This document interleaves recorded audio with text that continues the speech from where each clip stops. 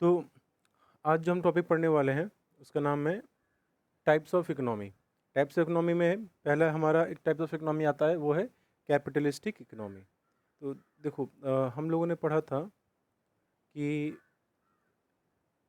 Economy में अलग अलग प्रॉब्लम्स होते हैं, what to produce, how to produce, for whom to produce. तो ये तो था हमारा प्रॉब्लम्स था, लेकिन इन प्रॉब्लम का सॉल्यूशन भी होता है और ये डिपेंड करता है कि हमारी इकोनॉमी कौन सी है। तो उसी पार्ट को समझने के लिए हमें ये पार्ट पहले समझना पड़ेगा कि इकोनॉमी के टाइप्स क्या होते हैं, हर इकोनॉमी के फीचर्स क्या हैं, मेरिट्स क्या हैं और उनके डिसएडवांटेज क्या हैं। तो कैपिटलिस्टिक इकोनॉमी वो इकोनॉमी होती है जहाँ पे रिसोर्सेज को ओन, कंट्रोल, मैनेज कौन करता है? प्राइवेट इंडिविजुअल्स या प्राइवेट प्रोड्यूसर्स। प्राइवेट इंडिविजुअल्स और प्राइवेट प्रोड्यूसर्स, ठीक है। यहाँ पे जितने भी रिसोर्सेज होंगे, ठीक है, हमको यूटिलाइजेशन कैसे करेगा, उनका ऑनरशिप किसके पास रहेगा, उनको ऑन करेगा, कंट्रोल करेगा और मैनेज करेगा कौन? प्राइवेट। प्राइवेट मतलब जैसे यहाँ पे एयरटेल है, जैसे यहाँ जियो है, इनको छूट है कि आप जैसे चाहें अपने प्रोडक्ट सर्विसेज को मैनेज कर सकते हैं। हालांकि इंडिया में तो गवर्नमेंट का भी मेजर रोल होता है, गवर्नमेंट ही मेन मालिक होती है। कैपिटलिस्टिक में मेजॉरिटी काम ना, ऐसा समझो ना, 90 to 95 या 98% पूरा इकोनॉमी को हैंडल करना इनका ही काम होता है। रेस्ट जो गवर्नमेंट होती है उसका रोल काफ़ी, गवर्नमेंट रोल जो होता है वो बहुत ही लिमिटेड होता है। ज़्यादा काम ज़्यादा इंटरफेयर नहीं करती है, लॉ एंड ऑर्डर को मेंटेन करना हो गया या कुछ थोड़ा बहुत कामों को देखना हो गया, गवर्नमेंट का रोल यहाँ तक लिमिटेड होता है, ठीक है। तो जहाँ पे प्राइवेट है, जहाँ पे प्राइवेट इंडिविजुअल्स होते हैं, जहाँ पे प्राइवेट प्रोड्यूसर्स होते हैं, वहाँ का इकोनॉमी सिर्फ और सिर्फ प्रॉफिट मोटिव से ही काम करती है। वहाँ पर इकोनॉमी को चलाने का मेन ड्राइविंग फोर्स क्या होता है? हमारा प्रॉफिट मोटिव। हम कितना प्रॉफिट कमा सकते हैं, जितना ज़्यादा प्रॉफिट होगा, काम उतने ज़्यादा होंगे, उतने लोग उसमें इन्वेस्टमेंट ज़्यादा करेगा। प्रॉफिट मोटिव का मतलब होता है कि यहाँ पे जो इकोनॉमिक डिसीजंस होंगे वो वेलफेयर के पॉइंट ऑफ व्यू से डिसीजंस नहीं लिए जाएंगे। All the decisions will be taken from the view point of maximising profit. It will be not concern by the welfare of the people, ठीक है। Welfare of the people का मतलब हो गया लोगों का हेल्प करो, गरीबों का हेल्प करो, कम दाम पे सामानों को बेचो, डिस्काउंट से सामान बेच दो, पैसे भी मत चार्ज करो। ऐसे काम यहाँ पे नहीं होने वाले होते हैं, ठीक है, क्योंकि कोई भी प्राइवेट अपना लॉस पे काम नहीं कर सकता है, उन्हें कुछ ना कुछ प्रॉफिट चाहिए। तो ये है हमारा पहला बेसिक टॉपिक, ठीक है, कि कैपिटलिस्टिक इकोनॉमी क्या होता है, वो किस पॉइंट ऑफ व्यू से काम करता है। आगे इसमें और भी चीज़ें पढ़नी है, ये मैं बताता हूँ आपको।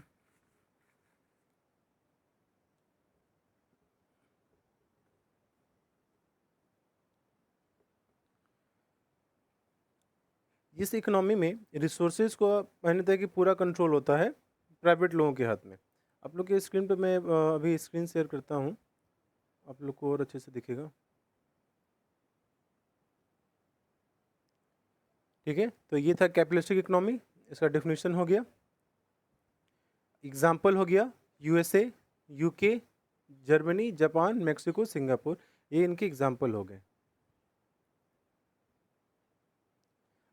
इसका फीचर्स क्या क्या होते हैं, इस इकोनॉमी के फीचर्स क्या हैं? देखो, पहला है राइट टू प्राइवेट प्रॉपर्टी। इस इकोनॉमी में जो प्रॉपर्टीज़ है, हमारे जितने भी रिसोर्सेज हैं, उसका उन पर अधिकार किनका होता है? प्राइवेट प्रोड्यूसर्स वालों का उनका अधिकार होता है, ठीक है। दूसरा, फ्रीडम ऑफ इंटरप्राइज। यहाँ पे बिजनेसेस को पूरी छूट मिलती है, आपको जैसे काम करना है, जिस हिसाब से सामान बेचना है, कितनी क्वांटिटी में बेचना है, क्या प्राइस चार्ज करना है, इन्हें पूरी छूट होती है, यहाँ पे कोई इन पे रोक टोक नहीं होता है। तीसरा है फ्रीडम ऑफ इकोनॉमिक चॉइस। आप यहाँ पे जो भी इंडिविजुअल्स हैं, जो भी यहाँ पे कंज्यूमर्स हैं, या जो भी यहाँ पे लोग अपना बिजनेस स्टार्ट करना चाहते हैं, उनके पास कोई भी डिसीजन लेने का, कितना कंज्यूम करना है, कितना काम करवाना है, कितना प्रोडक्शन करना है, कैसे प्राइस चार्ज करने हैं, इस सभी चीज़ों का उनके पास छूट रहता है, फ्रीडम रहता है। प्रॉफिट मोटिव, तो इस बिज़नेस का मेन उद्देश्य क्या है? प्रॉफिट कमाना। ये प्रॉफिट कमाने के मेन इंटेंशन से कहते हैं, मतलब ऐसा काम वो नहीं करेंगे जहाँ पे प्रॉफिट नहीं हो। फिर एक कंपटीशन, क्योंकि यहाँ पे काफ़ी मैक्सिमम लोग प्रॉफिट कमाने के उद्देश्य से काम कर रहे हैं, तो यहाँ पे बिजनेसेस की संख्या इसमें जो ज़्यादा होती है, काफ़ी ज़्यादा होती है, और आपस में हर बिजनेस के बीच में कंपटीशन होता है कि कौन कितने अच्छे सामान को दे सकता है, कौन कितने नए-नए सामान को दे सकता है, वहाँ पे इनोवेशन कितना हो सकता है, ये इसका मेन पॉइंट है। गवर्नमेंट इंटरफेरेंस नहीं होता है, मैंने बताया कि कैपिटलिस्टिक इकोनॉमी में गवर्नमेंट इंटरफेयर नहीं करती है, गवर्नमेंट का रोल काफ़ी लिमिटेड होता है लॉ एंड ऑर्डर को मेंटेन करने के लिए, या इकोनॉमिक कुछ डिसीजंस कुछ ऐसे लेने होंगे जो सोसाइटी एट लार्ज को अफेक्ट कर सकता है, तो गवर्नमेंट बस वहीं पर रहती है, उसका रोल काफ़ी लिमिटेड हो जाता है। अब हमारा आता है how do capitalistic economy solve their problems. तो इतना लंबा आपको नहीं करना, मैं इसका आपको शॉर्ट में बता देता हूँ।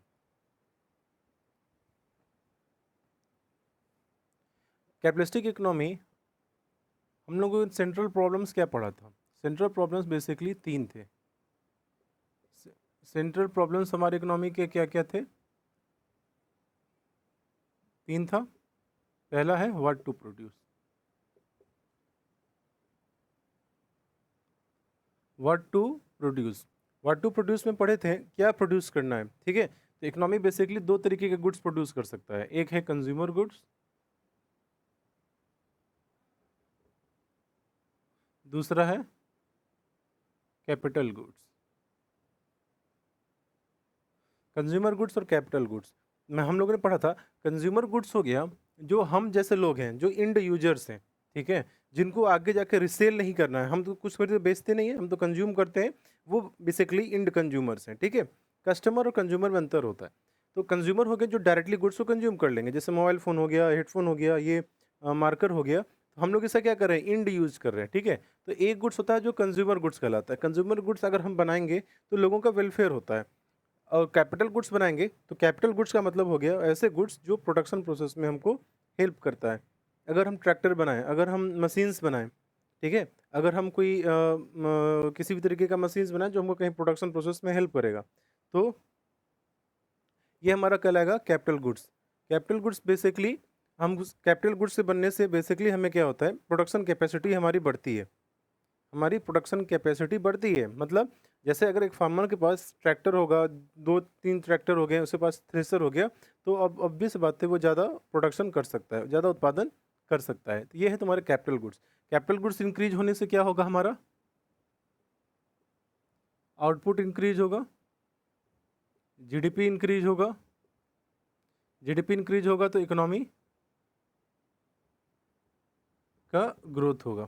तो कैपिटलिस्टिक इकोनॉमी किस उद्देश्य से काम करता है, पैसा। तो पैसा प्रॉफिट उसको कहाँ पर है, उससे हमेशा कैपिटल गुड्स ज़्यादा बनाने में आएगा।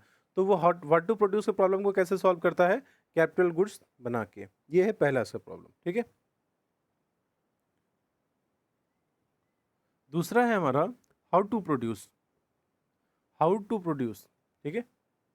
हाउ टू प्रोड्यूस में हम लोगों ने क्या पढ़ा था? हाउ टू प्रोड्यूस में था कि हम अगर सामान बना रहे हैं, अगर हम प्रोडक्शन कर रहे हैं, तो प्रोडक्शन करने के लिए हमें मशीनों की आवश्यकता है, हमें कुछ चीज़ें चाहिए होंगी, ठीक है। तो how to produce problem basically concern है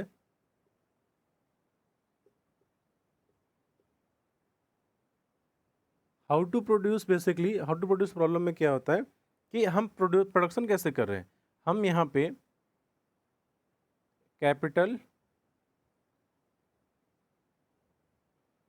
इंटेंसिव मेथड्स यूज कर रहे हैं या लेबर इंटेंसिव मेथड्स को यूज कर रहे हैं। तो देखो कैपिटल इंटेंसिव मेथड हो गया, हम यहाँ पे कैपिटल इंटेंसिव मेथड में हम मैक्सिमम क्या यूज करते हैं, मैक्स यूज ऑफ मशीन्स, ज़्यादा से ज़्यादा मशीन्स का उपयोग होता है, ठीक है। क्यों, इसका क्या फ़ायदा है? तो देखो मशीन्स यूटिलाइजेशन जब हम ज़्यादा करते हैं तब हमारा आउटपुट बढ़ता है। मशीन्स को मैं दिन भर काम करवा सकता हूँ, उसे छुट्टी देने की जरूरत नहीं है, सैलरी देने का जरूरत नहीं है। एक बार इन्वेस्टमेंट करो, 5-10 साल तक आराम से काम करो, और हमको ये सस्ता पड़ता है। जब सस्ता पड़ेगा तो प्रॉफिट क्या होगा, मेरा ज़्यादा होगा। तो ये एक हुआ capital intensive. Labour intensive method वो मेथड होता है जहाँ पे हम मैक्सिमम काम किससे करवाते हैं, maximum work is done by humans, labours या वर्कर्स या एम्प्लॉयज़, हम मैक्सिमम काम एम्प्लॉय से करवाते हैं। इससे बेनिफिट क्या होता है, इससे बेनिफिट होता है कि लोगों को जॉब्स मिलता है, एम्प्लॉयमेंट मिलता है, रोजगार मिलते हैं, ठीक है। तो ये है तुम्हारा हाउ टू प्रोड्यूस का। तो खुद बताओ, खुद आपको क्या लग रहा है कि अगर कैपिटलिस्टिक को सेलेक्ट करना होगा दोनों में से, वो कौन सा मेथड यूज करेगा? वो हमेशा यूज करेगा कैपिटल इंटेंसिव मेथड को, क्योंकि वहाँ पे उसको आउटपुट ज़्यादा हो रहा है, उसको खर्चे कम लग रहे हैं, तो प्रॉफिट उसका क्या होगा? मैक्सिमम होगा। ठीक है, ये था हमारा दूसरा। तीसरा आता है for whom to produce. Whom to produce को तो लिखने की भी जरूरत नहीं है। होम मतलब होता है किसके लिए, WHOM, HOM ही नहीं। For whom to produce, whom to produce में होता है हम किसके लिए प्रोडक्शन करें, हम अमीरों के लिए बनाएं या गुड्स गरीबों के लिए बनाएं। तो आपको क्या लगता है कैपिटलिस्टिक इकोनॉमी किसके लिए ज़्यादा बनाएगा? गरीबों के लिए ज़्यादा बनाएगा, अमीरों के लिए ज़्यादा बनाएगा? ऑब्वियस बात है, अमीरों के लिए ज़्यादा बनाएगा। होम टू प्रोड्यूस में होता है हम रिच के लिए सामान बनाएं। होम मतलब किसके लिए, तो किसकी मतलब क्या है, रिच या पुअर। तो जो रिच होते हैं उनके लिए वो काम करता है, क्योंकि रिच से उसको पैसा ज़्यादा मिलेगा, उसकी प्रॉफिट मैक्सिमाइजेशन होगी, वो ज़्यादा पैसे कमा सकता है। तो ये है तुम्हारा तीसरा प्रॉब्लम का सॉल्यूशन। ठीक है, तो आई होप आपको ये कैपिटलिस्टिक इकोनॉमी अब क्लियर हो गया होगा। अब इसमें कुछ इसके मेरिट्स आते हैं और कुछ डिमेरिट्स आते हैं। चलिए उसको अब देखते हैं।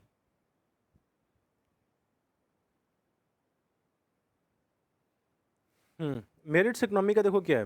कैपिटलिस्टिक इकोनॉमी मेजोरिटी काम किस पॉइंट ऑफ व्यू से काम, मेजोरिटी उस किस चीज़ से काम करती है? पैसे कमाने की मेथड से। उसका ड्राइविंग फोर्स क्या होता है? प्रॉफिट होता है। वो ऑटोमेटिक खुद ही काम करता है, गवर्नमेंट उससे इंटरफेयर नहीं करता है। मार्केट में जो भी सप्लाई और डिमांड रहेंगे उस आधार पे वो अपने आप को काम करेगा। तो कैपिटलिस्टिक इकोनॉमी क्या होता है? सेल्फ रेगुलेटेड होता है। सेल्फ रेगुलेटेड मतलब जो खुद से चीज़ों को चलेगा, क्योंकि गवर्नमेंट तो इंटरफेयर कर नहीं रही है यहाँ पे, गवर्नमेंट का इसमें कोई रोल नहीं है यहाँ पे। तो जब गवर्नमेंट इंटरफेयर नहीं करेगी तो इसका मतलब लोगों को अपने डिसीजंस लेने की पूरे छूट मिले हुए हैं, वो अपने हिसाब से काम कर सकते हैं। तो ये है पहला। दूसरा है इसमें the existence of profit motive. इसमें मतलब देखो जो भी इन्वेस्टमेंट या प्रॉपर्टीज हैं वो प्राइवेट प्रॉपर्टी है। प्राइवेट प्रॉपर्टी मतलब उसको ओन कौन करते हैं? प्राइवेट प्रोड्यूसर्स या प्राइवेट इंडिविजुअल्स उसको ओन करते हैं। ठीक है, तो इसका यहाँ पे प्राइवेट प्रॉपर्टी है, और जो ड्राइविंग फोर्स होता है जो इस इकोनॉमी को चलाता है वो क्या है? Profit motive. अब देखो, जब प्रॉफिट कमाना है हमें, जब हमें कम से कम पैसे में ज़्यादा पैसे कमाने हैं, तो मेरे पास इफ़िशियंसी काफ़ी ज़्यादा होना चाहिए। मतलब मशीन एकदम हाईली एडवांस होने चाहिए, जितना अपडेटेड मशीन होंगे, कोई पुराना मशीन नहीं होगा। और लोगों को पैसे इंसेंटिव काफ़ी अच्छे देते हैं, तभी लोग उनके यहाँ काम करता है। इसीलिए प्राइवेट जॉब में सैलरी ज़्यादा होती है लोगों से, ठीक है, लेकिन काम भी ज़्यादा करना पड़ता है। तीसरा, इकोनॉमी का ग्रोथ काफ़ी फास्ट होता है। ऑब्वियस सी बात है, देखो इकोनॉमी में जितनी भी वर्ल्ड में डेवलप कंट्रीज़ हैं उसमें कोई भी या तो वो कैपिटलिस्टिक इकोनॉमी आपको देखेंगे कि ज़्यादा डेवलप है, जैसे USA, UK, जापान। तो वहाँ पे हर कोई इन्वेस्टमेंट कर रहा है, जहाँ पैसा दिख रहा है लोग इन्वेस्टमेंट करेगा। और जहाँ ज़्यादा इन्वेस्टमेंट करेगा, जहाँ पे लोग ज़्यादा प्राइवेट ओनरशिप होगा, डिसीजंस फास्ट होंगे, ज़्यादा इंटरफेयर करने की ज़रूरत नहीं पड़ेगी, वहाँ इकोनॉमी का आउटपुट ज़्यादा होगा, तो GDP भी ग्रोथ होगा। GDP ग्रोथ होगा, गवर्नमेंट सब लोगों का मतलब rise in level of income होगा। तो इसलिए यहाँ इकोनॉमी में ग्रोथ काफ़ी फास्ट होता है। यहाँ पे हम रिसोर्सेज को अपने इन उन्हीं एक्टिविटीज़ में यूज करेंगे जो हमको काफ़ी ज़्यादा मतलब हमको प्रॉफिटेबल ज़्यादा रहेगा। ऐसा कोई काम नहीं करेंगे, क्योंकि देखो रिसोर्सेज तो लिमिटेड है, उसको तो हमें बहुत ही वाइजली यूज़ करना रहेगा। तो हम सिर्फ और सिर्फ वैसे जगहों पे काम करेंगे, इन्वेस्टमेंट दिमाग लगाएंगे जहाँ पे हमको मैक्सिमम इफिशियंसी हो, जहाँ पे मैक्सिमम हमको पैसा रिटर्न आ सके। ठीक है, तो वो लोग बहुत ही ऑप्टिमम यूटिलाइजेशन करता है, बहुत ही सोच समझ के एकदम। जैसे एक गन्ने का जूस निकालता है तो गन्ने को तब तक यूज़ करता है जब वो भूसा ना बन जाए, वो पूरा उसको एकदम पाउडर के रूप में कन्वर्ट करना शुरू कर देता है। तो ये हुआ एफिशिएंसी करना। ठीक है, यहाँ पे ऑपरेटिंग, यहाँ पे लोगों की काम करने की क्षमता, ऑपरेट करना बिजनेस को पूरी तरीके से, ये ऑपरेटिंग एफिशिएंसी उसकी सबसे मैक्सिमम होती है। ठीक है, प्राइवेट में देखना लोग जो जॉब करते हैं उनसे 8-10 घंटा 11 घंटा दम एक एक पैसा का जो पैसा का दे रहा है उसका पूरा एक एक हिसाब ले लेता है, एकदम शरीर से एकदम एनर्जी एकदम निकाल लेगा, एकदम जितना तुमसे काम करवाएगा। तो इफिशियंसी यहाँ पे काफ़ी ज़्यादा होती है। इफिशियंसी नहीं होगी तो उन्हें प्रॉफिट नहीं मिलेगा, प्रॉफिट नहीं मिलेगा तो वो काम नहीं करेंगे। और इसमें एक सबसे इंपॉर्टेंट है कंज्यूमर सोवरेनिटी, मतलब कंज्यूमर यहाँ भगवान है। कंज्यूमर को जो चाहिए, कंज्यूमर के पसंद को पूरा प्रायोरिटी दिया था है, उसे जो पसंद है वही काम होगा, जो नहीं पसंद है लोग काम नहीं करेंगे, क्योंकि वो तो बिकेगा नहीं, बिकेगा नहीं तो प्रॉफिट होगा नहीं। ठीक है, और इसके बाद है यहाँ पे इनोवेशन और टेक्नोलॉजिकल एडवांसमेंट काफ़ी ज़्यादा होते हैं, क्योंकि जब भी हम अपग्रेड करते हैं, जब भी हम नई टेक्नोलॉजी को लाते हैं, वो पुरानी वाली से क्या होती है? काफ़ी बेटर होती है, काफ़ी एडवांस होती है, और उसमें हमारा खर्चे कम होते हैं, हमारा लागत कॉस्ट कम होता है।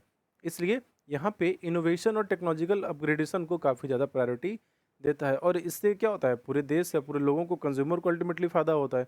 आज ही देख लो 64 मेगापिक्सल कैमरा, 28 मेगापिक्सल, 41, 10, 15, 20 हज़ार के फ़ोन में मिल रहा है। पहले ये 70-80 से कम में नहीं मिलते थे। तो अल्टीमेट हम लोग गेन कौन कर रहा है? हम लोग गेन कर रहे हैं, ठीक है? लेकिन इसका डिमेरिट भी है। डिमेरिट क्या है कि यहाँ पे इनकम इनइक्वालिटी बहुत ज़्यादा होती है क्योंकि सारा काम आप कर रहे हैं अमीरों के लिए जहाँ पैसा ज़्यादा है, तो अमीर और गरीब में आप डिफरेंस क्रिएट कर देते हैं। भेदभाव यहाँ ज़्यादा होता है। यहाँ पे ह्यूमन अधिकारों का कोई महत्व ऐसा खास नहीं होता है। यहाँ पे बस पैसा कमाना, पैसा कमाने के लिए लोगों का शोषण भी होता है यहाँ पे, ठीक है? अब देखो यहाँ पे बोल रहा है economic inequalities lead wide differences in economic opportunities and perpetuate unfairness in the society. अब एक इनकम का, एक पैसे का, इकोनॉमिक का इनइक्वालिटी इतना ज़्यादा होता है कि लोगों को किसी लोगों के पास जॉब्स के ऑप्शंस हो गए या हमको कुछ कहीं पे पैसा लगाना है या करना है, तब ये काम सब करना बहुत ही मुश्किल हो जाता है लोगों के लिए, ठीक है? क्योंकि पूरा इकोनॉमी एक ही पॉइंट ऑफ व्यू से काम कर रहा है, वो है हमारा पैसा। तो यहाँ पे लोगों पे इकोनॉमिक अपॉर्चुनिटीज, हर कोई को जॉब नहीं मिल पा रहा, हर कोई कहीं पे खरीद नहीं पा रहा है, तो ये प्रॉब्लम्स यहाँ पे क्रिएट होते हैं और इससे क्या होता है अनफेयरनेस की भावना सोसाइटी में क्रिएट होती है, ठीक है? इसका जाता है यहाँ पे ह्यूमन वेलफेयर के कंसेप्ट को इग्नोर किया जाता है क्योंकि इसका एम प्रॉफिट है ना कि लोगों का वेलफेयर है, मैंने पे स्टार्टिंग में बताया था। अब इससे बात है due to income inequality the pattern of demand does not represent the real needs of society. अब देखो सोसाइटी में तो गरीब भी हैं अमीर भी हैं, तो यहाँ पे कैपिटलिस्टिक इकोनॉमी किसकी डिमांड को ज़्यादा फुलफिल करेगा? अमीर, जिनके पास ज़्यादा पैसा है, जो ज़्यादा अमीर है, उनकी डिमांड को पहले फुलफिल किया जाएगा। हो सकता है गरीबों को डिमांड कभी फुलफिल ही नहीं हो। तो जो मार्केट का जो हम बोल लेंगे कि ये पूरा डिमांड है, कि डिमांड 100 है, तो ये 100 डिमांड समाज के हर वर्ग का डिमांड को रिप्रेजेंट नहीं करता है। वो सिर्फ़ और सिर्फ एक ही वर्ग के डिमांड को रिप्रेजेंट कर रहा है। तो ये क्या है तुम्हारा इनकम इनइक्वालिटी को है। अगर सबके पास पैसा होता, सब कोई अमीर ही होते, तो वो डिमांड 100 की जगह पे 10,000 हो सकता था, 5,000 हो सकता था, लेकिन हर किसी के पास तो पैसा है नहीं उतना। तो जो डिमांड हम बोलते हैं, जो डिमांड मार्केट में दिखता है कैपिटलिस्टिक इकोनॉमी में, वो डिमांड कभी भी एक्चुअल डिमांड नहीं होती है। वो बहुत ही सिलेक्टेड लोगों का, जिनके पास काफ़ी पैसा है, उन्हीं का डिमांड होता है। यहाँ पे लोगों का शोषण होता है, एक्सप्लॉयटेशन होता है, ये बहुत ही कॉमन बात है, ठीक है? तो ये 5-6 पॉइंट काफ़ी है, ज़्यादा पॉइंट पे जाना नहीं है। बाकी पॉइंट आप लोग एक बार आइडिया लीजिएगा तो आप लोगों को समझ में आ जाएगा, ठीक है? और एक इम्पॉर्टेंट पॉइंट और बता देता हूँ, ये 2 पॉइंट आप देख लो, ये काफ़ी सही पॉइंट है और ज़्यादा मेहनत नहीं करना पड़ेगा। यहाँ पे हम ह्यूज पैसा एडवर्टाइजमेंट और सेल्स प्रमोशन में खर्च करते हैं। सैमसंग ये देख लो कितनी एडवर्टाइजमेंट निकालता है, एकदम क्या कहते हैं, सेलिब्रिटीज़ को साथ में लाएँगे, हर जगह एडवर्टाइजमेंट करेंगे। तो एक जगह हम बोलते हैं रिसोर्सेज का ऑप्टिमम यूटिलाइजेशन, लेकिन वहीं दूसरी जगह कुछ क्षेत्रों में, कुछ फील्ड्स में यही कैपिटलिस्टिक इकोनॉमी या जो भी कंपनियाँ हैं, वो बहुत ही ज़्यादा पैसा बर्बाद करती हैं एडवर्टाइजमेंट में, सेल्स प्रमोशन में, ऑनलाइन कैंपेन चलेगा, ऑफलाइन प्रचार चलेगा, तो कहीं न कहीं जो ऑप्टिमम यूटिलाइजेशन है वो नहीं हो पाता है यहाँ पे। इसके बाद है कैपिटलिज्म इकोनॉमी से क्या होता है, मार्केट में मोनोपोली क्रिएट होती है और बड़े-बड़े कंपनियाँ जो छोटे कम्स को टिकने ही नहीं देती हैं। यही बात यहाँ पर था कि इकोनॉमिक अपॉर्चुनिटीज़ इक्वली क्रिएट नहीं हो पाता हर किसी वर्ग के लिए। जिनके पास काफ़ी ज़्यादा पैसा, जो बहुत ही स्ट्रांग है, वही यहाँ पे सर्वाइव कर पाते हैं।